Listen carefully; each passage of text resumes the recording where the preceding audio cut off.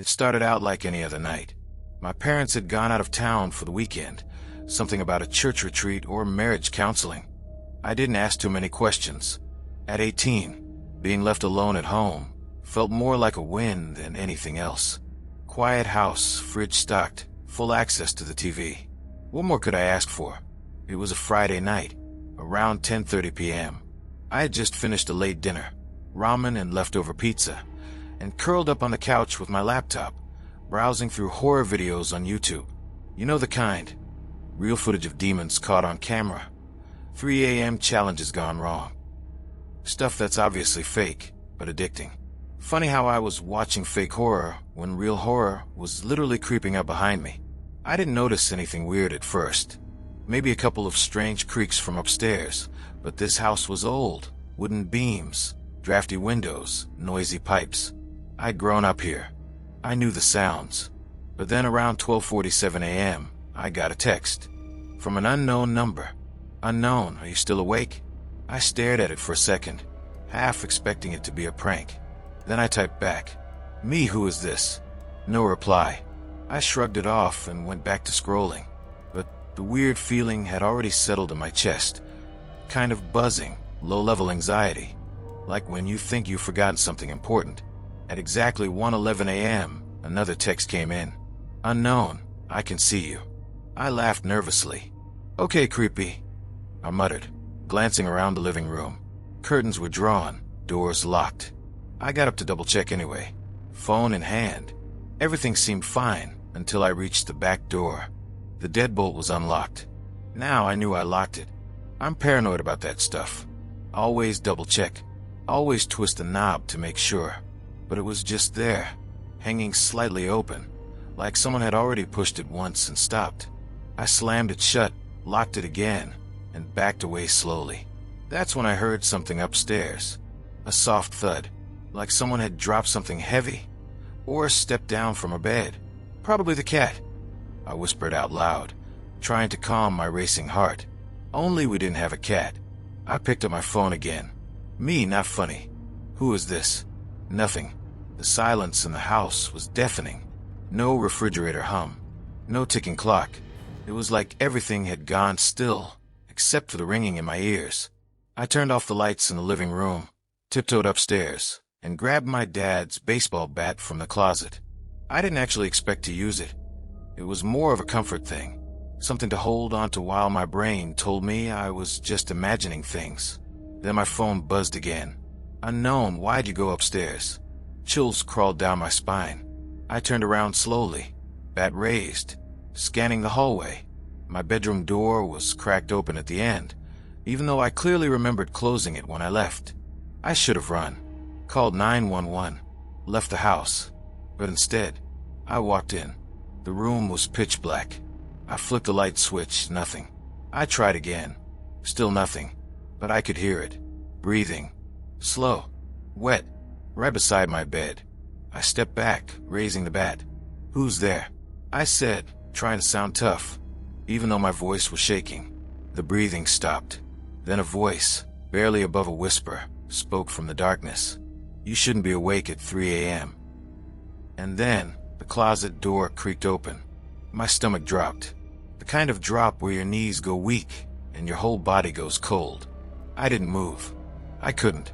I stared at the closet, eyes adjusting to the dark, just enough to see movement. A shifting of shadows, like someone crouched low and slowly crawling out. Then the voice came again, closer this time. "You broke the rule." My grip on the bat tightened. I backed out of the room without even turning around. I knew better. Every horror video I'd ever watched had taught me not to look away, but every instinct I had was screaming at me to get out. As I reached the hallway, the bedroom door slammed shut behind me with a force that shook the walls. I ran, down the stairs, through the living room, toward the front door. Except, it was open, wide open, and the air coming through it wasn't the cool night breeze I was expecting. It was warm, breathing. I turned on my heel, bolted into the kitchen, and ducked behind the island counter. My hands were shaking so bad I could barely unlock my phone. I tried to call 911, but the moment I hit the dial, the phone shut off. Dead. Battery at 73% 1 minute ago, now completely unresponsive. That's when the kitchen light flickered. Once, twice, then darkness. And I heard footsteps, not the cautious kind, but long, slow, deliberate steps, coming from the living room. And then, a voice I recognized. My mom's voice. "Sweetie, why are you hiding?" But something was off. The tone was wrong. Like someone trying too hard to sound gentle. Too slow. Too rehearsed. Like a recording of my mother that had been messed with. "I just want to tuck you in, honey." Nope. I held my breath as the steps moved closer. She passed the island without stopping, moving toward the hallway. I thought she was gone, until I heard the voice again, right behind me. "You shouldn't be up past 3 a.m. I screamed and swung the bat as hard as I could behind me. It connected with nothing, just cold air. But the second I did, all the lights in the house came on at once. The kitchen, the hallway, the living room, even the porch light. I blinked against the brightness, heart pounding. The house was empty, totally still, like nothing had happened. Except for one thing. The clock on the microwave, 3 a.m. The moment it switched to 3:01, I heard a knock. 3 of them. Knock, knock, knock, coming from inside the pantry. I didn't check it. I didn't move. I just stared, breathing hard, until the knocking stopped. And then the lights went out again. All of them. And a voice whispered directly into my ear. "See you tomorrow night." I didn't sleep the rest of that night. I sat in the living room, clutching the bat. Every light in the house flickering on and off like a broken heartbeat. My phone wouldn't turn back on. The knocking from the pantry didn't return, but I couldn't bring myself to check it. Not until the sun came up and the house felt less alive. When morning finally arrived, I opened the pantry slowly, bat in hand. Empty, except for one thing. A photograph. Old, crumpled, black and white.